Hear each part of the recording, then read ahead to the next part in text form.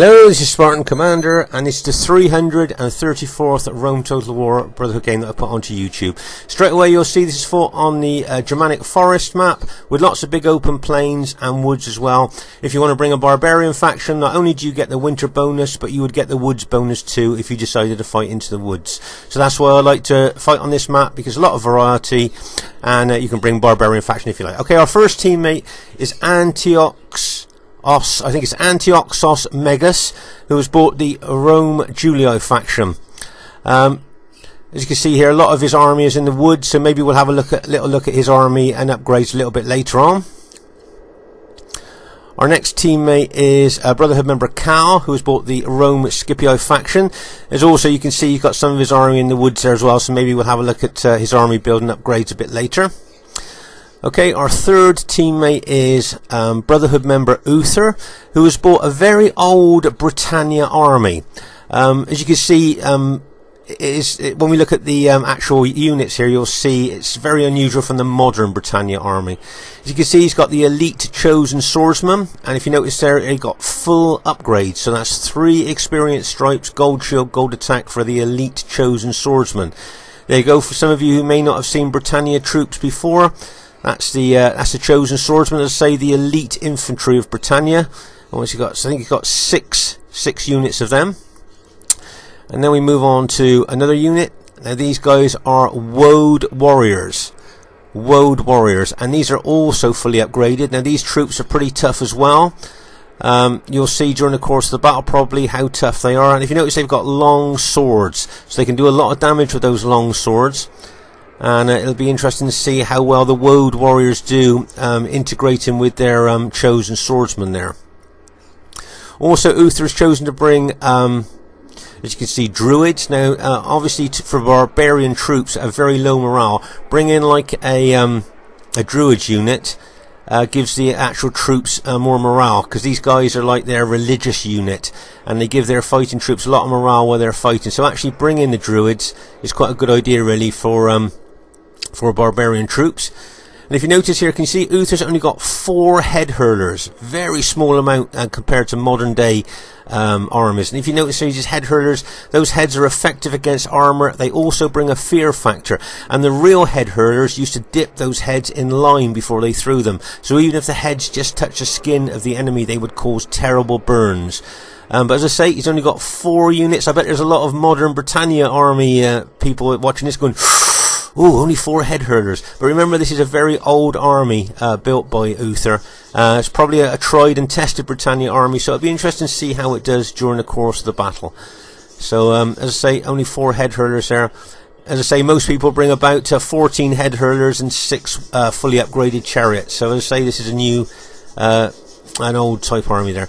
Right, as you can see here, he's got his heavy chariots. Now I think pound for pound, these chariots are the best in the game. I know there's one chariot up above this called the Barbarian Warlord chariots, but personally I think these British heavy chariots are probably the really the best chariots in the game. Value for money, they don't run amok, and they do a lot of damage. Also, Uther's got I think he's got 2 chariot archer units there. There you can see the driver of the chariot and one guy in the chariot with his bow. So those are 2 light archer units there, 2 chariot light archer units. So it'll be interesting to see how this really old Britannia army of Uther does on the modern day battlefield. Should be an interesting one to watch. And our 4th teammate is myself, Spartan Commander, who has unusually bought a standard Mastodon army. Now, those of you that watch our battle videos regularly will know that I've got a custom-built anti-Greek cities army with about 16 pikemen that I put into a block formation. But this army is just one of my old normal Mastodon armies. And to my knowledge, I think this is the first time I've bought this army to the YouTube channel. So it'll be interesting to see how well it does. I think I've got 11 pike units there. As you can see, 7 upgrades. That's 1 experience stripe, gold shield, gold attack. Remember these Mastodon units with those long pikes that the enemy have to fight down those pikes to kill the man on the other end. So it'll be interesting to see how well this old Mastodon army does. Notice I've got 4 Cretan archers to cover my pike units there, which are very susceptible to archer fire. And if you notice, I've got 5 cavalry now. I've got mixed upgrades. Some of the units have got 8 upgrades. That's 2 experience stripe, gold shield, gold attack. And some of them have got 7 upgrades, which is obviously 1 stripe, gold shield, gold attack. So this is an old standard Mastodon army. It should be interesting to see how well it does. Okay, at this stage of the battle, I thought we'd just have a look at this old Mastodon normal army of mine. As I say, about I don't know, 10 or so years ago, I noticed that the Brotherhood was losing battles to teams that had Greek cities in. So I actually went into the custom part of Rome Total War and built several Mastodon armies and Carthage armies to see if I could find counter armies to the Greek cities. And that's where you've seen my big Mastodon pike army before in its big block formation. But as you can see there, this is just my standard Mastodon army that I built years and years ago. I can't remember how long ago I built it. And as I say, this is the first time I think I've brought this army to our YouTube channel after 334 battles. So it'll be interesting to see how well this does. I know we're facing Germania and I know we're facing Greek cities. So why I didn't bring my anti-Greek cities army, I'm not sure. The only thing I can think of is that one of my teammates must have said that they're bringing an army to counter the Greek cities. And this army may be well brought to counter Germania, especially the Berserkers. So it'll be interesting to see how this old army does. It should be a great battle for you to watch, and I hope you enjoy it. And here is the other team. We have RTW player Craterus. A lot of you will know Craterus, very good RTW player. And as you can see, he's bought the Germania faction. So let's have a look at his army build with this Germania faction. Okay, you can see that he's got the chosen axemen here. Now remember, those axes are effective against armor, and these troops used correctly and in coordination with their allies can cut wide swathes through heavily armored troops such as urban cohorts. So as I say, these troops, as I say, used properly, can be battle-winning troops with those effective against armor axes. Also, I'd like to draw your attention to the upgrades there. You can see he's got 8 upgrades. So that's 2 experience stripes, gold shield, gold attack on those axemen. Then we're going to move on to the Night Raiders. Now the Night Raiders are great infantry in their own right, but they also bring a fear factor, therefore lowering the morale of enemy troops, destabilizing them and making them more susceptible to routing. So Night Raiders are quite a handy unit to bring. So you see you've got 8 ordinary infantry there. Then we move on to the infamous Berserkers. Now remember, these Berserkers are based on real historic characters. The Berserkers of old used to either have mental health problems. These Berserkers here have got effective against armor maces, but those original ones used to have mental health problems. They used to drink a cocktail of drugs or were even drunk before battle. And when battle commenced, both friend and foe alike avoided them, because once they got that bloodlust and went berserk, they'd kind of kill anybody near them. They even had an aura about them outside of battle, apparently, that is kind of like keep away from me, and people tended to avoid them from outside of battle as well. And so this game actually tries to represent what those real Berserkers are like. They've got 2 hit points, really excellent morale, and as I say, those have got they got effective against armor maces as well. And it should be interesting to see how well they do it. As I say, if they used in coordination with their allies and with the rest of the Germania army, they can be battle-winning troops. Remember, they bring a fear factor, as we said before, that lowers the morale of enemy troops, destabilizing enemy units and therefore making them more susceptible to routing. Also here he's got 3 chosen archers. Of course, all barbarian troops are very susceptible to missile damage, so to bring archers is really important there for a barbarian army. And also now let's move on to the Gothic cavalry. Now if you look at the upgrades on this cavalry, this is very underrated cavalry. But if you look at the upgrades, you'll see these are really good cavalry, and used, as I said, properly within the Germania army and with the coordination of your teammates, that could be a battle-winning army there. So that's a nice little army that Craterus has bought, and it should be interesting to see how well it does. Their next teammate is an RTW player who's called himself Venom, but is in fact Brotherhood member Killer B. A lot of you who remember Killer B, very good player, and if you notice, he's bought the Greek cities faction, and he's split his army into 2 lots of 10. Now, we've looked at this before. If you notice there, the reason he can bring 20 Spartans is because he's diluted the upgrades, but he's made them into 2 tight, close formation armies there. So it should be interesting to see how well he does. He's a very good player and very good with Spartans, so it should be interesting. Their third teammate is RTW player Lackjack. A lot of you will know Lackjack, a very good RTW player, and he's bought the Rome Brutio faction. And his cavalry are probably hiding in the woods, as their fourth teammate seems to be hiding in the woods as well. I'll see if we can see him. Oh yeah, I can see the army there. And their fourth teammate is IOW, I think it's Versace, is it? Versace, how you pronounce that name? And he's bought the Rome SPQR faction. As you can see, a lot of his army is hiding in the woods at the moment, so we won't be able to have a look at the upgrades or the actual army build there. As I say, it's because they're hiding in the woods. So that's the enemy team. There are lots of different factions. If you notice here, I think the reason I bought that Macedon army was to counter Germania. As I say, if the team had asked me to counter the Greek cities, I'd have bought my big block formation army. So obviously, one of my teammates just said they're going to counter Greek cities there. So it should be an interesting for you to watch. Lots of different factions, and I hope you enjoy it.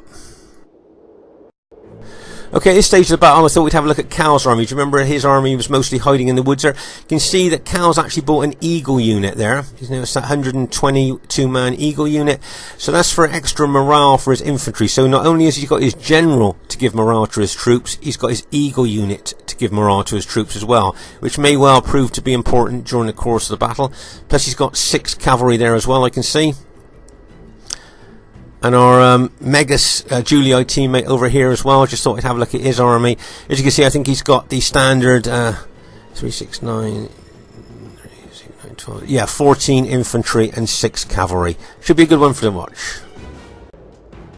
Okay, at this very, very early stage of the battle here, you can see that we've all started to form up, our team started to form up here. Can you see that I've put my Macedon army, including the Cretan archers, in front of my Britannia ally there? Obviously, Britannia is extremely susceptible to missile damage and haven't got any archers to be able to shoot back at the enemy. So I've got my Macedon army, including my Cretan archers there, to kind of fend off any missile troops that are going to try and kill the Britannia army there. As you can see here, the enemy troops are moving out here. I see the Brutii army is moving over to our left, where they may be looking to do a flanking action there. I noticed that Uther's got those 2 chariot archer units in Canterbury Circle. Right, can you see how they're going round here in that Canterbury Circle, shooting arrows into the enemy? It's a bit like a machine gun, really, as it goes round there, firing constantly into the enemy archers there. And because they're in Canterbury Circle, it makes them incredibly difficult to kill for enemy foot archers. And the enemy archers, foot archers, can waste a heck of a lot of arrows shooting at the Canterbury Circle. And of course, the more arrows they waste, not killing our troops, is the better for our team.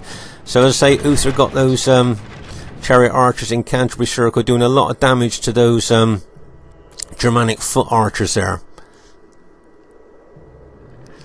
Let's say once they get into that Canterbury Circle, it is difficult for the foot archers to actually target. And I suppose if you thought about it in real life, if you were one of those foot archers trying to target units going around in circles, it would be difficult, and that's what the game tries to portray there. So going back to our armies here, you can see we're just forming up now. As I say, this should be a great battle for you to watch, and with so many different factions, I think that's going to add even more interest to this particular battle. Okay, at this very early stage of the battle, you can see that our Julii teammate is moving over from the right flank over towards our left. So he's leaving the right flank there, moving over to the left. I think what the thinking is here is maybe our 2 Roman allies are going to face the enemy Roman factions there. I think that's the only reason that he'd be moving over there, which of course has left myself and my Macedon faction and Uther with the Britannia faction to face the Greek cities and Germania if they decide to attack on this flank. As you can see, there's a lot of archer fighting going on. My Cretan archers there are targeting the Germania chosen archers there. Let's say my Cretan archers, I hope that they can kill as many of the enemy archers as they can, because of course both Britannia and my Macedon pikemen are very susceptible to missile damage. So I hope my Cretan archers do a good job and kill as many of the enemy archers as they can. Meanwhile, as you can see, our Julii ally here, I think if I remember, Megas was a very aggressive player. And you can see this with his Julii army, they're moving forward. He's one of those players that retreat, moving back is not kind of like in his vocabulary. He likes to be an attacking, aggressive player, likes to keep the enemy on the back foot, kind of likes to keep the enemy dancing to his tune. Always very aggressive there. As you can see, the enemy Rome Brutii army there is there to face him. But remember, this enemy Brutii army has got archers, so every time that Megas moves his army, his troops are susceptible to archer damage. Remember, facing archers head on with urban cohorts, you're not going to suffer that many casualties, but the moment you start moving your army around, it then makes your army susceptible to archer damage there. But as I can say, our Julio ally here, Megas, very aggressive. It wouldn't surprise me if the battle sparked off on this left flank here with his aggression there. Right, if you notice, I'm moving my Macedon army forward a bit there. And my archers are still targeting the those chosen archers there of the Germania general. If you notice, Cal's moving his Scipio troops forward as well. Uther's got to be very careful with his Britannia army.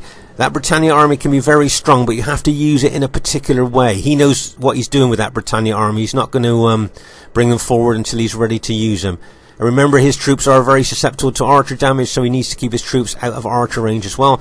As you can see, as we said earlier here, our Julii allies being very aggressive. As you can see, he's exchanging pilots with the enemy Brutii troops there.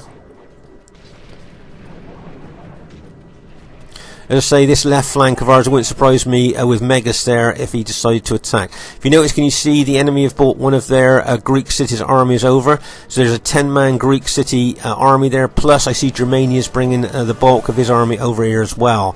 So this left flank here at the moment, Megas looks like he's facing kind of Greek cities, Brutii and Germania. So as you can see, Uther spotted the danger there and is moving his Britannia army over. It wouldn't surprise me if Cal moved his army over as well. But as it stands at the moment, our Julio ally is a little bit exposed there. Maybe he might decide to pull back a little bit. We'll have to wait and see.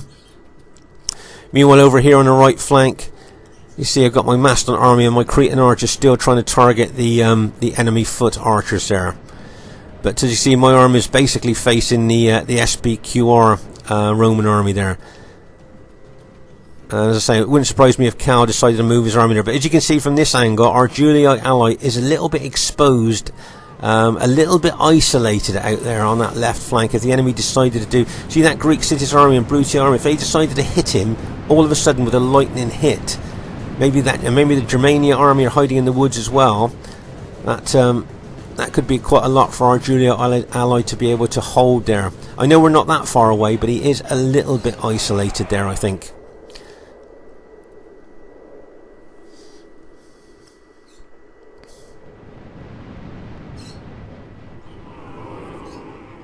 Let's say Uther spotted the damage. There you are. See, our Julii ally saw that he was a little bit isolated and pulled his army back a little bit. But Uther had already spotted the danger and taken his Britannia army over. But as you can see, the two Greek cities armies there are facing him as well. And it wouldn't surprise me if that one Greek city army there on our left tried a left flanking action there. See, what I'm thinking here is that he may well try and go round our left there. Now remember that because that's Spartans with those excellent morale 2 hit points, we won't want to hit them with cavalry. Obviously, all pike and spear units in this game have got an anti-cavalry bonus, and especially Spartans you don't want to go into with cavalry. So what I'm thinking is here, if those that Greek city army does make a flanking action there, it would have to be infantry that we'd have to try and stop it with, and not cavalry maybe. But you can see here our Julii ally moving further out to the left here to try and distract the enemy from making that left flanking action there. It's a nice move.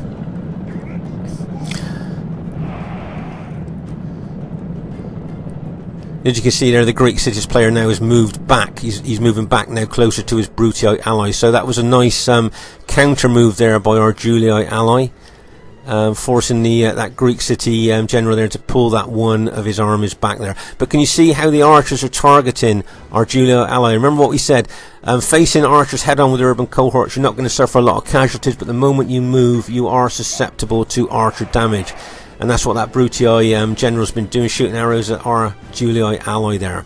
But as I say, Megas here with his Julii army, always been aggressive, and you can see here he's in a very aggressive mood as well, almost right from the beginning of the battle. If you notice, Cal's bringing his Scipii army over there as well towards our left flank. As I said earlier on in the battle, it wouldn't surprise me if the battle did actually start here on the left flank. Cal can almost also be an aggressive player as well, so between them, it wouldn't surprise me if they did attack the enemy here on the left. But remember that Greek cities army. Remember what we've talked about in other battle videos. Roman generals are reluctant to take Greek cities on head on. So, and the Greek cities general would love it if the Romans did attack him head on. But so I don't know whether our ally's going to do that or not.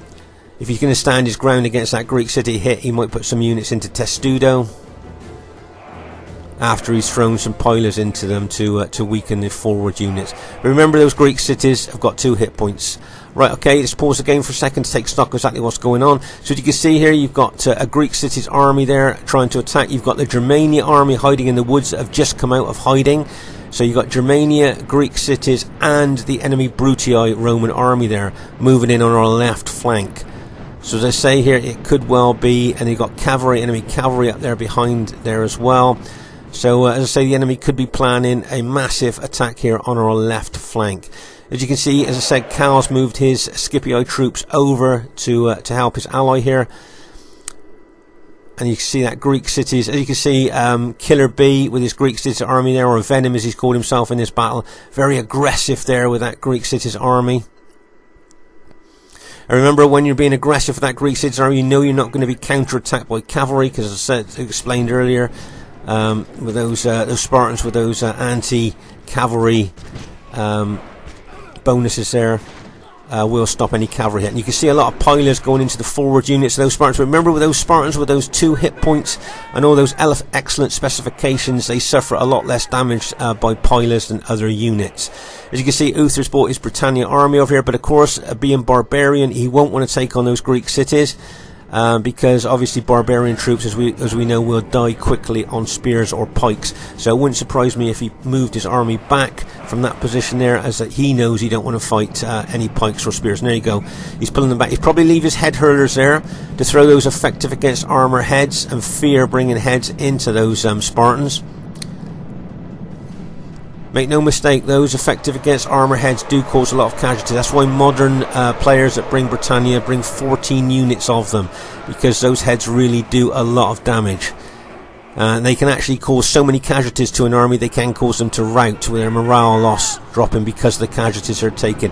Right, you can see the Germania general's charging his army in there as well to help his Greek cities ally. If you notice, the enemy Brutii, green Brutii troops moving out on the left flank. And actually, right, let's pause the game for a second. So as I say here, the enemy green Brutii moving out to the left. Our Julii allies bringing his cavalry around there. Cal's facing the Greek cities as well as Germania there on the left centre. In our right centre here, you can see the Greek cities attacking our Julii ally there. And you can see the enemy SBQR troops moving into attack as well. You've got Germania Gothic cavalry out there to our right as well. So as you can see, it's really starting off now. We've got our cavalry out here to the left and chariots as well to counter any cavalry here. But I must say, our right flank does look a little bit exposed there to an attack if the enemy decides to come around our right.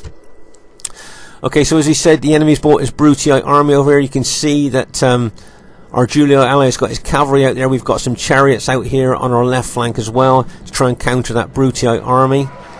But in the centre here, you can see the Greek cities really pushing forward there with Germanic barbarian troops help. If you notice, I've moved my Macedon army forward. Probably going to put the pikes down now, and bang, put the pikes straight down. Now remember, this isn't my anti-Greek cities army. When we were setting up, one of the other teammates said they were going to take on Greek cities, so I haven't bought my usual anti-Greek cities army in its block formation. This is just my normal Macedon army here. So now I'm trying to take on Greek cities here with just a normal Macedon army. And if you notice, those 2 Greek cities armies in tight formation trying to punch a hole through my my Macedon units here. But as you can see here, let's pause the game for a second. Can you see here, our right flank is very, very susceptible to an attack here We've got no units here on the right. If they come round here, if those SBQR cavalry infantry and those Germania infantry come round our right flank, all I've got over here at the moment is my Macedon cavalry, and they can start rolling us up from right to left if they smash into the side of my engaged Macedon pikemen.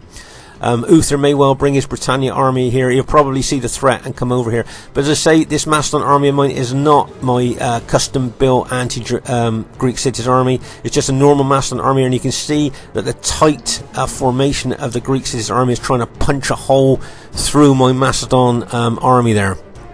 So it'll be interesting to see how well this army does. You can see the enemy Brutii troops are pulling back in. They were going out a little bit wide to our left, but decided to pull back in.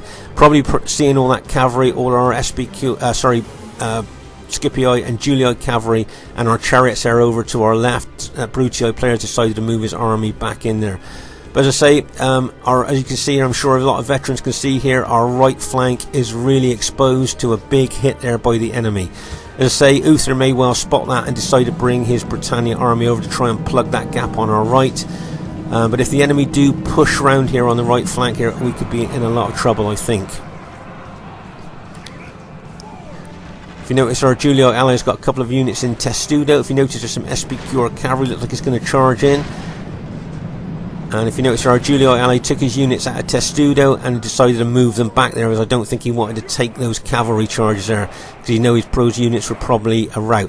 Right, remember we said this right flank was looking a little bit exposed to an enemy attack. Uther spotted that and is moving his Britannia army over to try and protect that right flank. Okay, we're going to pause the game here, because over on there's so much happening in this battle at the same time. We're trying to get it all in for you, but over here on our left flank you can see the berserkers have been activated. 2 of the berserkers have been activated. See the red banner flashing above their heads? So they are now in a berserk bloodlust mode, and they will charge after the nearest enemy unit. Now, if our Megas here with that cavalry unit, who's going to be attacked by those berserkers, decided to ride that cavalry unit over to our left, say he took that cavalry unit and rode over there, those berserkers would chase him, because they will chase the nearest enemy unit. So he could take that cavalry unit and ride all over the battlefield, all the way over there, and take those 2 berserker units with him, because they'll just follow that unit wherever it went. And I've seen this done several times in the past. You don't see it done very often these days, but that was a good tactic to draw berserkers away. Okay, here in our left centre, you can see Germania is attacking our Scipii teammate there. I see the Brutii army is pulled back a little bit there. It wouldn't surprise me if the Brutii army decided to attack as well.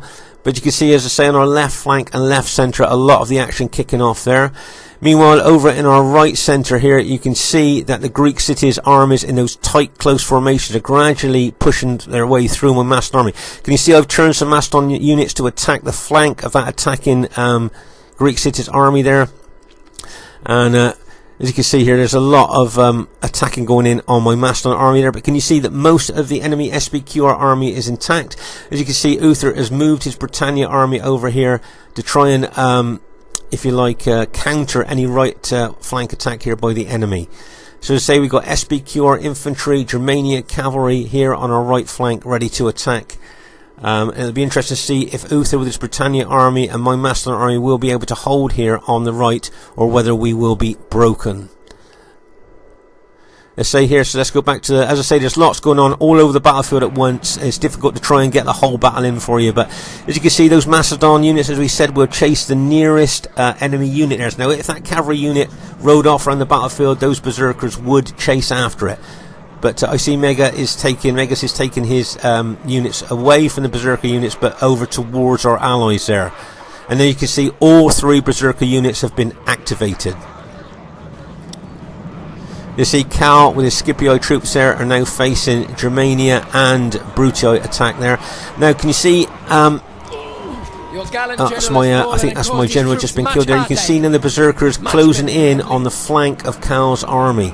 Right, let's just pause the game for a second. So, what's actually happened is our Julii ally, bringing this cavalry over towards his ally, has drawn the berserkers over and is now attacking our Scipii ally.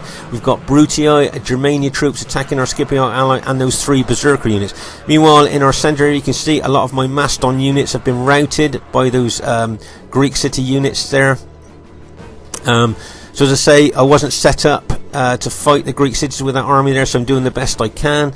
But as I say, over on our left flank there, you can see Brutii and Berserkers and Germania forces, and you can see, as I say, a lot of my units are starting to rout. You've got Berserkers over on the left.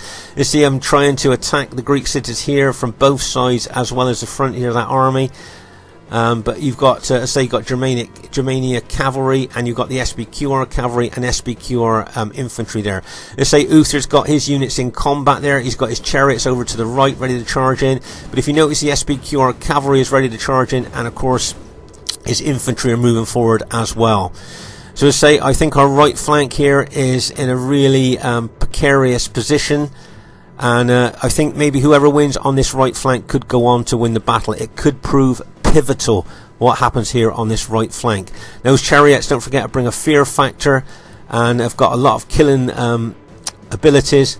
But it'll be interesting to see what happens on that right. Okay, meanwhile over on our left flank here, as I say, you've got the Berserkers charging into Cal's unit. Remember, lowering his morale, destabilising his units, making his army more susceptible to routing. The Germanian general's also charging in with his Axemen into our Scipiite ally there. But meanwhile, over on our right flank here, you can see the SBQR cavalry charging in as they go in, and bang as that cavalry hits. But if you notice, Uther is countering with his chariots here. He's countered with his chariots. I'm charging my Macedon companion cavalry in as well. As my cavalry hits him, bang as that cavalry hits. Okay, my Macedon army has just killed the Greek city's general, which I'm really pleased about. So at least we're going to lower the morale slightly of those Spartans with that. As you can see, say, Uther's got his chariots charging in there. I've got my Macedon cavalry charging in there. We've got Britannia infantry fighting in there against those SBQR Roman troops. So we're trying to do our best to hold on this right flank. Remember what I thought, whoever wins on that right flank, it could prove pivotal to the outcome of the battle. Right, as you can see here, what's left of my Macedon army is being attacked from one side by SBQR troops, being attacked at the front by Greek cities, and it wouldn't surprise me if those Greek city units there were brought in to squeeze what's left of my Macedon army there. And it doesn't look very good for my units there. I don't think I'll be able to hold very long there. And if Uther's units break on this right flank, we'd have lost our right flank and right centre. And that, of course, will probably, as I say, prove pivotal to the outcome of the battle. Meanwhile, over here on our left flank, you can see that Cal's cavalry and Mega's cavalry charging into our the enemy Brutii infantry there. Remember, here on our left flank, let's say we're doing a lot better than we are on the right flank there, but you've got Germania Berserkers, Germania Axemen, Brutii troops there on our left flank. But meanwhile, over on our right flank here, as I said, if Uther and myself can't hold this right flank, then obviously that would be really damaging to any chance of us winning the battle there. And that was a great hold there by Uther against that massive SBQR infantry and cavalry attack there. As I say, I'm charging my cavalry in there. But as you can see, a lot of my, as we thought, those Greek city units are attacking me from that flank as well. I've got SBQR units coming in from the other flank, and Greek cities attacking from the front, and it wouldn't surprise me if those Macedon units of mine routed. There you go. Okay, so let's pause the game for a second. Right, so at this stage of the battle, every single one of my infantry has now been routed. So apart from my cavalry that I've got left, I think my Macedon army, and I got some archery units left, all my infantry has now been routed. So basically it's Uther and my cavalry here. Uther's Britannia swordsmen and infantry, and what's left of my cavalry trying to hold the right flank against a vicious attack of the enemy SBQR army there. The SBQR general's been extremely aggressive there on the right flank. Meanwhile, over on our left flank here, remember we are the red and the blue over here on the left flank, and we're up against the enemy green and Germania. So just at a glance there, you can see that we've got cavalry advantage over on that left flank. We've got a lot of our Julii and Scipiite cavalry left there. And don't forget, we've got infantry in there as well, fighting the enemy Brutii there. But say, meanwhile, over on our right flank here, say Uther's doing extremely well with that really old Britannia army of his, and with my companion cavalry assistance. But if you notice, some of my companion cavalry is starting to rout now. So I say I've only got a couple of units left, a couple of archery units left, and a couple of cavalry units left, and it looks like our right flank is, after a terrific, vicious fight there, is finally starting to collapse. If you notice here, the Greek cities in the centre are moving over to our left flank there to help their ally, but at this stage it looks like our right flank is actually broken there. So remember, in this battle, the enemy are the Greek cities, the purple SBQR, and the green there. Okay, so that's the enemy team. I think most of the Germania troops have been taken out now, and we are the red, the blue, Macedon and Britannia. So just at a glance, so you can see that the Greek cities, the victorious Greek cities general, is bringing his troops over to our left flank there to help his ally. But as you can see, all our Britannia troops and basically all my Macedon units now have been routed on our right flank and right centre. It was a heck of a fight, I thought, we put up there, but we have finally been routed. So the victorious enemy SBQR troops will now be moving over to our left flank here, probably just to roll us up from right to left there.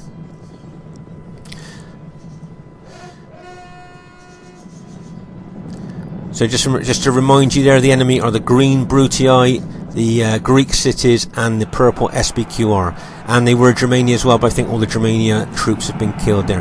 Right, if you notice here, both Cal and Megas are charging their cavalry in there, trying to rout those Brutii troops. They're nice. Let's say we had cavalry advantage here on the left flank. We've managed to rout the Brutii general, which is great news, lowering the morale of his troops. But as you can see, the enemy SBQR, victorious enemy SBQR troops are moving from the right to the left here. And also, as I said, you can see the Greek cities units moving over as well. You can always tell when I'm in a desperate situation with Macedon. I've actually alt-attacked with my archers now. I've got them involved. So it just goes to show how desperate we are now. As I say, you can see, I think we've still got a little bit of cavalry advantage here. But with the victorious enemy troops moving over from right to left now, I would think possibly it might only be a matter of time before our team might succumb to the enemy attacks. Well, if you notice, I've rallied a couple of my cavalry units charged into the back of those engaged Brutii troops there.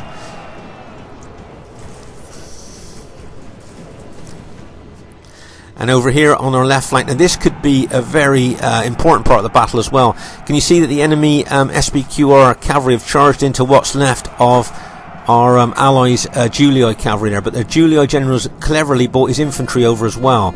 So if we can take out most of those SBQR cavalry, then that would be good news for us, because we would be definitely cavalry dominant then. So that was that might have been a tactical mistake there by the SBQR general. Meanwhile, here you can see Cal charging his Scipii cavalry in, and my Macedon cavalry charging in there, trying to rout as many of the enemy units as we can. And we've got our Julii ally charging his cavalry in as well there. Remember, we now are cavalry dominant. We are now cavalry dominant on this battlefield. But can you see that big lump of Greek city Spartans there? Remember, with their excellent morale, 2 hit points. So as you can see, there's some SBQR cavalry charging into the back of our units there. And as you can see, remember, the enemy are the purple and the Greek cities and the green. We are the blue Scipii, red Julii, and Macedon and Britannia. Right, if you notice, a lot of the enemy Brutii troops are starting to rout here now. But if you notice, the Greek city generals bringing those that little small army of Spartans back over to the right flank here to try and help his SBQR teammate out here. But if you notice that both the Scipii and my Macedon cavalry are charging in, killing as many of those SBQR units as we can. But as I say, the Greek city's general's bringing his Spartan units over there as well. Let's say that this battle is really, really up in the air at the moment, and it could genuinely go either way. Okay, our allies just lost his general, so of course all those Scipii troops there now will lose their morale bonus that they were getting from their general. Meanwhile, our Julii ally here and Cal with his Scipii troops are trying to take out what's left of those Brutii troops. But here you can see the Greek city's general. Right, there's 3 more of our Scipii units just been routed by that Greek city army. Now remember what we saw at the beginning. So those Greek city, yeah, he had 20 Spartan units, but he didn't have gold shield, gold attack. He only had 3 upgrades on those units. So though he's done really well, towards the end of the battle, you can see one of his units has just had a battlefield promotion. Did you see it glow? So that unit's just had a battlefield promotion. But do you remember, just pause the game for a second, do you remember remember the purple and the Greek cities are the enemy, and we are the red Macedon blue, and Britannia. But you remember those Greek cities, they didn't have gold shield, gold attack on, they just had 3 upgrades on. And you remember I've said to you before that I believe to get the best out of Greek city Spartans you need gold shield, gold attack on them. Now, those units didn't have that. So I'm thinking if it was gold shield, gold attack now, those units are going to be extremely difficult to break. They're in a tight, close formation, facing all directions with those spears down. They would be extremely difficult to break because all our units are extremely battle damaged. You know, okay, we've got some really battle damaged cavalry left here, but I think if those Spartan units were gold shield, gold attack, they would be holding there really well there, and we wouldn't break them with the battle damage units that we've got left. So it'd be interesting to see if we can do that. Right, if you notice that all our battle damaged units we've charged in there, I've rallied a pike unit of mine and have moved in as well. But can you see a lot of those Spartan units are starting to rout? Now, veterans watching this, I don't know if you would agree, do you think if they had the gold shield, gold attack on, then they would be losing less men in that particular part of the battlefield, so therefore keeping their morale and fighting longer? But because they've only got 3 upgrades on, I'm just wondering if you think that they may well, at this stage of the battle, have not got the morale, and losing so many men, their morale is dropping. There you go. And that's the last of the Greek city units have now been routed. As you can see here, just looking around the units that we've got left, all extremely battle damaged units here. You can see the intensity of this battle. I just thought I'd show you right from the right flank. You remember the right flank where Uther and myself tried our best, and after a ferocious fight we finally got broken there on that right flank. But if you look at the line of dead, you can see how intense the fighting was all the way along the battle line here. Just the piles of dead all the way along. Just as it bears testament to how intense and this fighting was here. You can see there masses and masses of dead there in piles, even right over to that left flank where that cavalry battle we saw between SBQR and Julii cavalry and infantry there. So from one side of the battlefield to the other, you can see the intensity of this particular battle. And as I say, we were lucky to win that. We've got very battle damaged units that's left, and I'm sure you would agree this battle has gone right down to the wire and could have gone either way. But as I said to you before, when it comes to Greek city Spartan units, I think personally that having gold shield, gold attack on them, you get the very best out of them. Just throw in 3 upgrades on them, especially towards the end of the battle. I noticed the Greek cities are doing extremely well during the course of the battle, but when it came down to the wire, to the last few units, I think if they'd have been gold shield, gold attack, they'd have held there and probably gone on to win the battle. Okay, the first thing I'd like to say is really well played for everybody in the game. As you can see, it's a close victory. I think from what you can see of our battle damage units that are left, you can see that it was it would be a close victory. But there's something unusual about this battle that I really wanted to show you.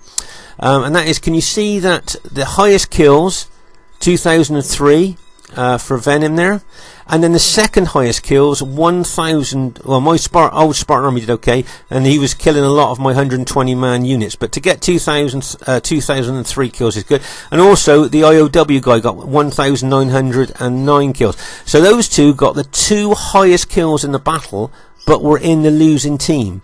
This is really unusual. You might get 1 with the highest kill in a losing team, but to get the 2 highest kills in the game to be in a losing team is really unusual. So I just thought that was an interesting thing to show. As I say, that old Spartan army of mine, I managed to get the 3rd highest kills in the game. So I didn't think that was too bad, bearing in mind that those Greek city units were kind of punching a hole through my army. And I think that Megas did really well as well, 1,625 with his aggressive attack in there. So as you can see by just looking at the kills, how close this battle was. But as I say, I thought it was interesting for both veterans and new players alike to see the 2 highest kills in the losing team, which is really unusual. I don't think Craterus got the kills that he would have liked. 668, not that good really for Germania. But I'd just like to say really well done to Craterus, Venom, Brotherhood member Killer B, Lackjack and IOW Versace. Now, really well played, guys. Nice aggression there. But also really well done to Uther, Cal and Megaser. Really well played. I thought there was some great teamwork there by both teams. And as I say, some really good kills as well. And also I thought what was really good, I think there's 5 different factions in this game as well. I always like to see the different factions. I think that adds a bit more interest to the battle as well, with their strengths and weaknesses. So Spartan Commander saying, hope you enjoyed the battle. Look forward to seeing you soon. Bye for now.